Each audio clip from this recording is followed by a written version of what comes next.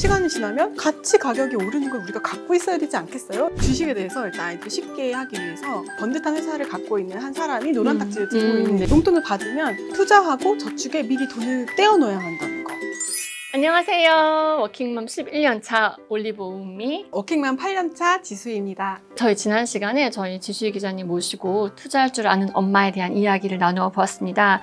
그렇다면 이번 시간에는 우리 아이를 투자할 줄 아는 아이로 만들기 위해서 어떤 내용들 어떻게 가르쳐야 하는지에 대해서 한번 이야기 나누어 보도록 하겠습니다. 네, 그 어린이 금융교육, 투자교육 책도 내시고 프로그램도 운영을 하고 계시잖아요. 실제 그 방점을 두고 계신 부분이 어딘지, 그리고 어떤 메시지들을 주로 전달하고 계시는지 한번 소개 부탁드릴게요. 실제로 이 아이들을 위한 그 교재들, 네, 경제 교재들을 맞아요. 보면은 아이들이 뭐 돈을 적게 써야 돼, 모아야 돼, 저축을 해야 돼, 그런데 투자를 해야 돼까지는 나오지만 어떻게 해야 되는 잘 안 알려주거든요. 네, 투자를 하다 보면 세상에 관심을 가질 수밖에 맞아요. 없거든요. 네, 그 네. 종목이, 기업이 어떻게 움직이고 있는지, 이 기업의 매출이나 영업이익에 어떤 거시경제 또는 글로벌리 벌어지는 일들이 어떻게 영향을 미치는지 아이들도 굉장히 재미있게 공부할 수 있거든요. 그래서 네. 투자는 무서운 것이 아니다. 그거는 재밌는 거다. 이런 거 알려주고 싶습니다. 와닿는 사례가 있으면 좋을 것 같은데 네. 어떤 식으로 접근을 하세요? 네. 아이들이 학교 끝나고 학원 끝나고 편의점 굉장히 많이 가잖아요. 네. 편의점 자체도 상장사고 다 상장사예요.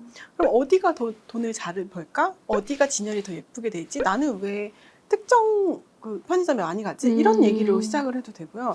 그리고 그 편의점 안에 있는 물건들도 엄청나게 많은 공부를 할 수 있어요.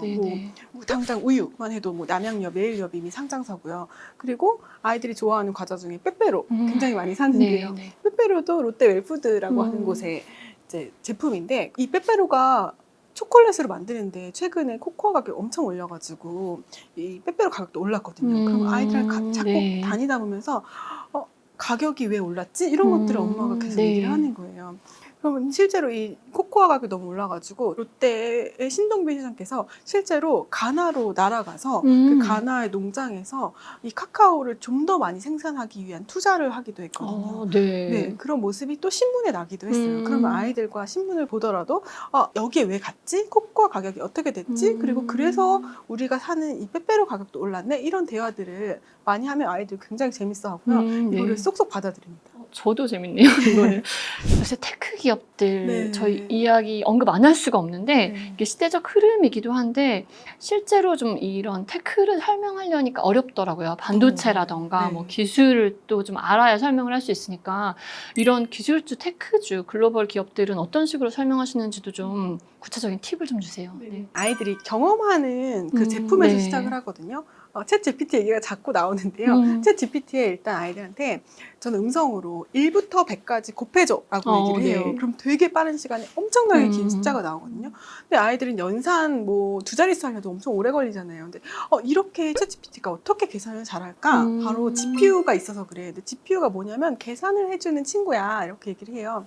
근데 GPU는 왜 계산을 빨리 하냐면 원래 기존에 있던 친구들은 혼자서 1부터 100까지 다 곱했는데 이 GPU라는 친구는 여러 사람이 같이 계산을 해. 너는 1부터 10까지 하고 너는 20부터 30까지 해. 이거를 같이 시작해서 합치니까 굉장히 빨리 하는 거야. 이렇게 얘기를 하면 아이들이 그냥 개념은 알게 되거든요. 그래서 기존에 있던 CPU보다 GPU는 지금 사람들이 다 사려고 하겠네? 그럼 GPU 가격이 엄청 비싸지겠네? 이거를 만든 엔비디아도 주가가 막 오르겠네? 그러면서 그 차트를 보면서 얘기를 해주는 거죠. 그러면서 국내 그 종목 얘기도 할 수가 있는데요. 그런데 이렇게 빠른 시간에 1부터 100까지 곱해내려면 얼마나 많은 공부를 해야겠어.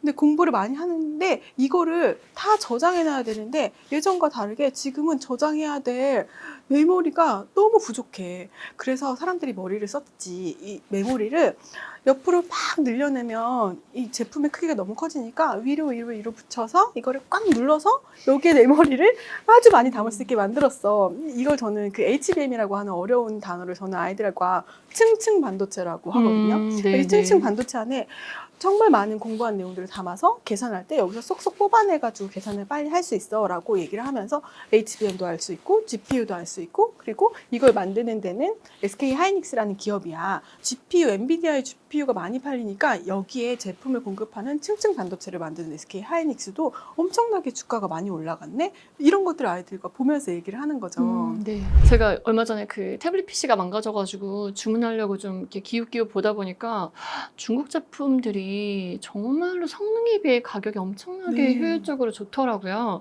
중국 기업들 얘기도 좀 애들한테 네, 해주시나요? 많이 해요. 네네. 저는 일단 가격 비교. 음. 검색을 저는 굉장히 많이 하거든요. 저희 네네. 아이랑도 검색해보고 수업에서도 아이하고 엄마가 실제로 검색을 해서 눈으로 그걸 확인할 수 있게 해요. 가격 차이가 많이 난다는 거. 그렇죠.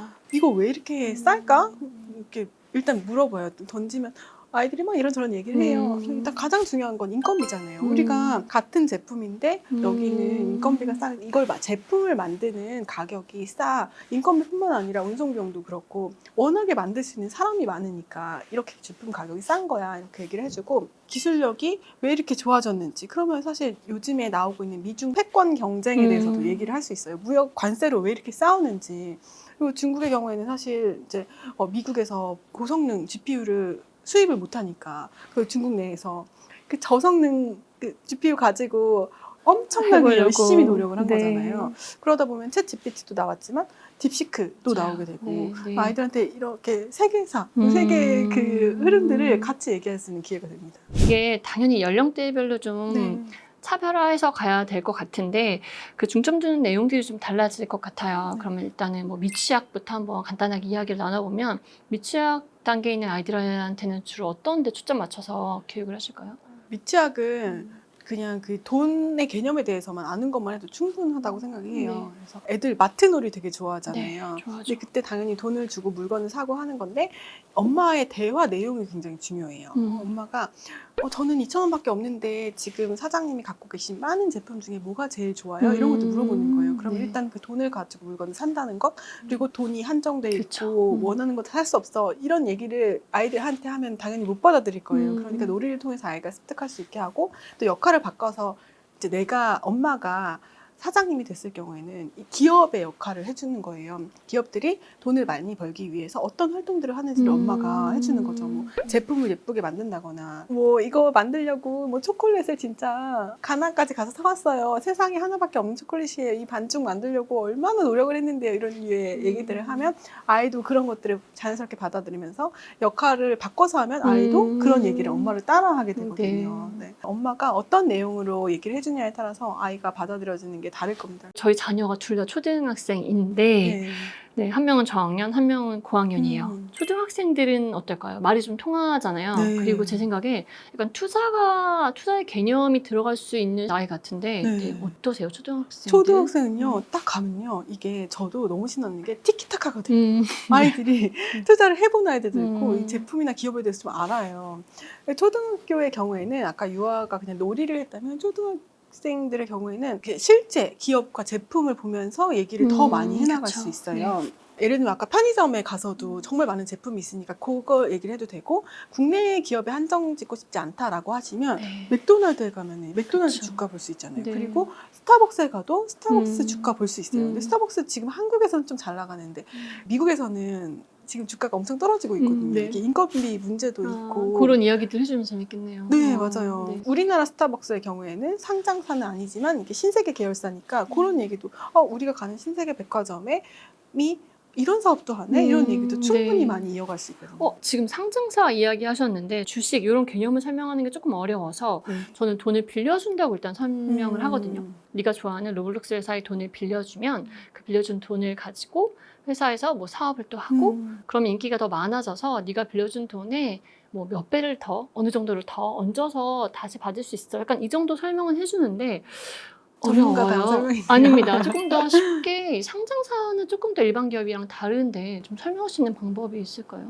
저는 이 주식에 대해서 일단 아이들이 쉽게 하기 위해서 번듯한 회사를 갖고 있는 한 사람이 노란 딱지를 들고 있는 그 화면을 띄워놓고요.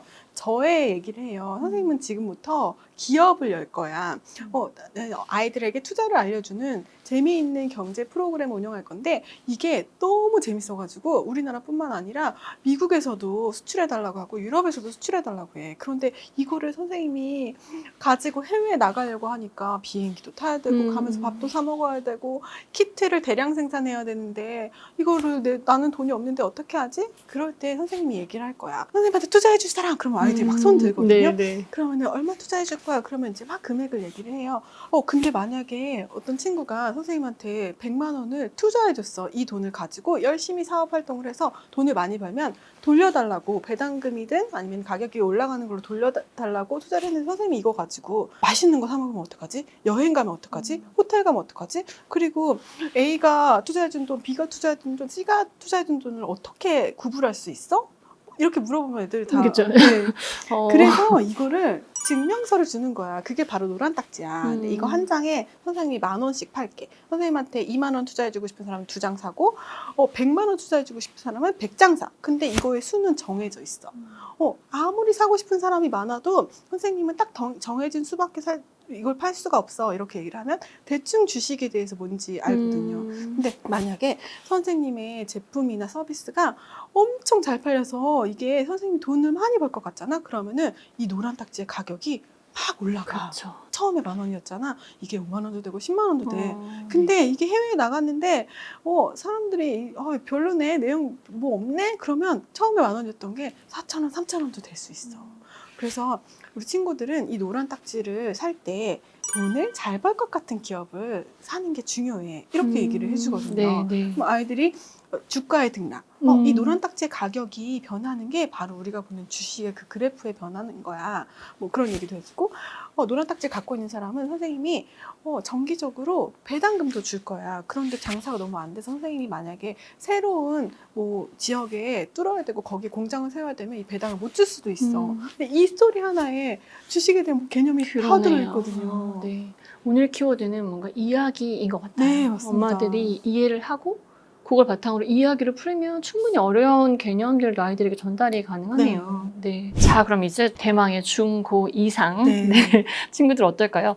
제 주변에 실제로 부모님이랑 같이 이렇게 이야기하면서 주식 투자하는 고등학생도 몇 명 있기는 해요. 저희보다 더 전문가일 수 있어요. 자기가 관심 있어 하는 기업 있거든요. 쓰는 제품도 잘 알아요.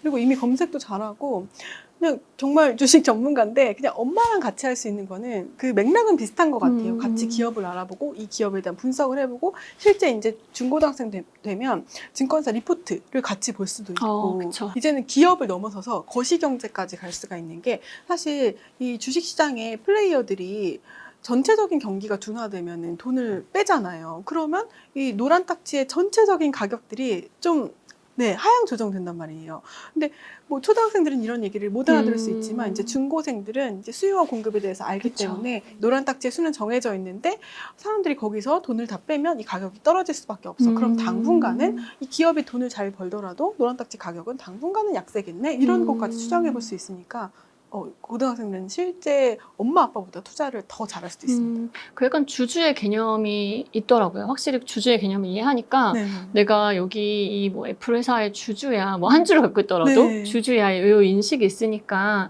약간 소비자이자 투자자로서 좀 접근을 하는 게 있어서 뭔가 사춘기 예방에도 좋다는 얘기를 들었어요. 그래서 그런 대화하면 재밌으니까 엄마하고 좀 사이가 안 좋을 때, 그러니까 아이들이 어렸을 때부터 이런 얘기를 꾸준히 해오다면 사춘기도 잘 넘어갈 수 있지 않을까 기대를 해봅니다. 아직 겪어보진 않아가지고. 알겠습니다. 저희 지금 이런저런 이야기 했었는데 뭐 연령별로 좀 차이가 있긴 하지만 아이들에게 꼭 가르쳐주면 좋겠다 싶은 투자 개념을 좀 한번 정리를 해주신다면 어떤 게 있을까요? 일단 아이가 용돈을 받잖아요. 그러면 소비, 저축, 투자, 기부 이렇게 저는 4개의 저금통을 만들어요. 이 중에서 용돈을 받으면 투자하고 저축에 미리 돈을 떼어 놓아야 한다는 거. 당연히 투자는 돈이 생기면 해야 된다라는 것을 꼭 알려주고 싶은데요.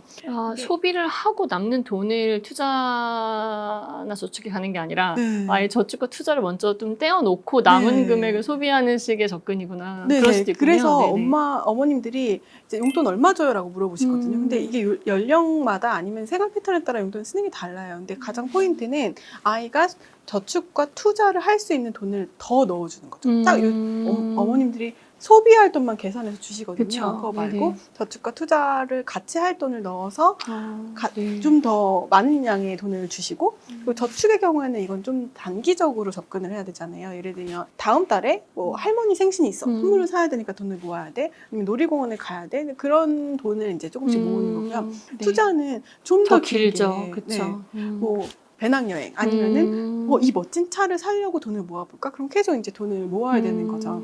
근데 이 저금통에 있기 때문에 엄마가 나중에는 결국에는 계좌를 만들어서 해줘야 되겠지만 네. 그것도 아이와 함께 하면 굉장히 좋을 것 같고요. 뭐, 저 이게 또 일찍부터 시작하면 이게 그럼요. 복리로 불어나잖아요. 제가 만든 프로그램 중에 이 복리의 개념을 어떻게 이해시킬까 맞아요. 네. 진짜 저 너무 너무 어려워요. 어렵거든요. 네. 계산식보다는 그냥 이 개념만 알면 되는데, 그래서 제가 막 고민을 하다가 그 코인 물티슈를 저는 막 쌓아요. 이거 쌓는 놀이를 해요, 아이들과. 근데 5개를 먼저 쌓아보세요. 그러면 선생님이 뭐 이자 코인, 빨간 코인 하나 올려줄게. 만약에 그 위로 쌓으면 5개 더 쌓지만 이번엔 1개가 아니라 2개를 줄게. 그리고 그 위로 5개 더 쌓으면 이번엔 1개가 아니라 3개를 줄게. 이자에 또 이자가 붙는 개념을 그런 식으로. 네. 네네. 코인 5개를 쌓았고 난 똑같은 금액을 저금을 했는데 이자 코인은 처음보다 시간이 지날수록 점점 많이 받게 되잖아요. 그게 복리잖아요. 그러니까 일찍 시작할수록 투자가 더 유리하고 이자를 더 많이 받게 되는 그런 것들을 아이가 눈으로 보고 손으로 만지게 되는 거죠. 네. 지금 사례 정말 많이 말씀 주셨는데, 네, 팁 조금만 더. 네, 제가 아쉬워서 팁 조금만 더 주시면 어떤 거 적용할 수 있을까요? 아이들한테 저축이랑 투자 먼저 떼어놓고 하라고 얘기를 하면서 저는 살펴보는 게 광고를 굉장히 많이 살펴봐요. 네. 근데 광고는 아이들도 재밌어하고 이게 무슨 광고일까 하면 아이들이 반짝반짝 하거든요. 네. 그리고 이제 광고 보면서 문해력도 키울 수 있어요. 이게 무슨 이야기를 하고 싶은 건지. 근데 광고를 보면 막 물건들이 사고 싶잖아요. 네. 그리고 어떤 광고는 불안을 자극하는 광고도 네. 있어요. 나 닮아서 내 아이도 안 크면 어떡하지? 오. 라고 하는 네. 성장 주사 맞히는 네. 곳에 네. 그 광고인데, 뭐 사야 될 것 같은. 그쵸? 네네. 그러니까 엄마들도 이렇게 불안을 자극하면 이거 왠지 여기다 지갑을 열 것 같아. 기업들은 목적이 돈을 많이 벌기 위해서 이렇게 빨리 지갑을 열어, 빨리 지갑을 열어 엄청나게 유혹을 하는데 네. 그거에 유혹이 넘어가면 나는 진짜 필요할 때 돈이 없을 수도 있어. 그러니까 우리는 항상 준비를 해야 돼. 이렇게 얘기를 하거든요. 네네. 무조건 아껴 써야 돼. 뭐 이렇게 접근하는 게 아니라 실질적으로 광고 보여주면서 하면 확 와닿네요. 네. 이거는 당장 사야 돼. 막 이렇게 맞아요. 되면 이러니까 조심해야 돼를 네. 알려주는 거구나. 근데 이제 우리가 투자를 하면서 기업을 많이 살펴보면 아이들이 이제 기업가가 되고 싶기도 하잖아요. 그런 네. 꿈을 키울 수도 있는데, 만약에 친구들이 기업인이라면 어떻게 하면 사람들이 좋아하는 걸 내놓을까? 그게 꼭 필요한데, 친구들이 만약에 소비자라면 이 어떻게 하면 저 기업의 유혹에 빠지지 않을까를 생각해 보는 것도 중요하다. 이렇게 접근을 합니다. 네, 이렇게 아이가 투자를 익히고 본인이 정말 투자를 할 줄 아는 아이로 크면 좋지만 아이가 클 때까지 기다리는 시간이 너무 아깝잖아요. 그러니까 부모님들이 자녀 계좌 만들어서 미리 투자해 주시는 경우들이 많은데 자녀 계좌도 운용하고 계신다고 들었어요. 그 계기도 좀 궁금하고 구체적으로 어떤 식으로 하고 계시는지 좀 알려주세요. 계기는 제가 이걸 투자는 일찍 하면 좋아라는 걸 깨달으면서 일찍 하려면 태어나자마자 하는 게 제일 일찍이잖아요. 그래서 이제 이걸 깨달은 순간부터 이제 증여 신고를 하고 아이들한테 돈을 그 증권사 계좌에 넣어놓고 거기서 자동이체 되게끔 이렇게 해놨는데, 자동이체를 걸어놓은 뭐 이제 ETF를 보면은 그냥 단순해요. 근데 미국 시장 하나, 뭐 인도 시장 하나, 그리고 최근에는 금까지도 같이 자동이체 되게 알아서 배분해서 넣어놓으셨구나. 네네.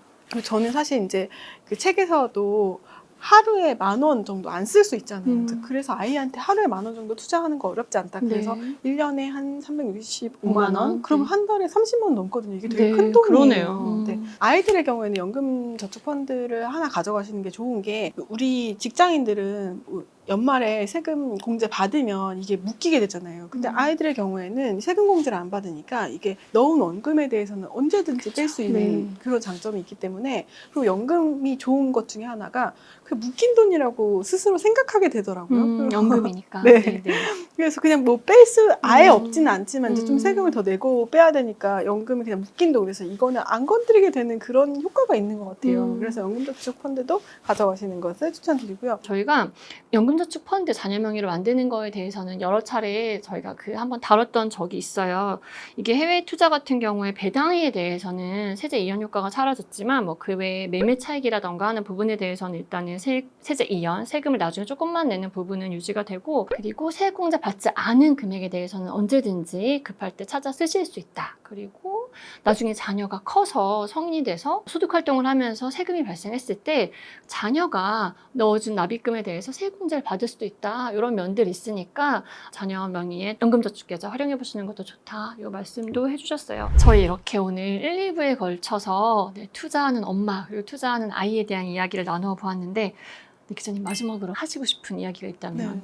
제가 이 두 편을 찍는 동안에 너무 좋은 것만 많이 보여드린 거 아닌가 싶은데요. 사실 저도 아이하고 엄마가 투자를 해야 된다 이런 프로그램을 만들기까지 실제로 제가 딱 증권부 기자가 됐는데 너무 몰라서 정말 괴로웠던 시간이 있었거든요. 그래서 네네. 충분히 다들 하실 수 있는 거고 모르는 게 당연하다라고 생각하시고 꼭 용기를 갖고 하셨으면 좋겠고, 실제로 저 작년에 1년에 365만 원씩 넣어주고 싶어가지고 계좌 이체를 하려고 했는데 돈이 없어가지고 연말에 쓸 일이 되게 많잖아요. 네. 이거 못 넣었어요. 그러니까 이거는 그래도 제가 안 하는 것보다는 하려고 노력하는 게 중요하다라고 생각을 해요. 그래서 꼭 저처럼 잘 모르더라도 시작을 해보셨으면 좋겠습니다. 알겠습니다. 네, 여러분 이렇게 1, 2부에 거쳐서 투자 좀 아는 엄마 그리고 투자 좀 아는 아이에 대한 이야기를 한번 나누어 보았습니다. 시작이 반이잖아요. 제가 네. 살면서 정말 그 말이 명언이다라고 생각이 드는데, 시작이 반인 만큼 저희 오늘 이렇게 방송 보시고 기자님 이야기 통해서 이런저런 힌트들을 얻으셔서 아이와 함께 이야기로 재미있게 한번 투자에 대해서 나눠보는 시간 가지시면 좋을 것 같습니다. 저희는 더 도움되는 소식으로 다음에 찾아뵐 수 있도록 하겠습니다. 안녕!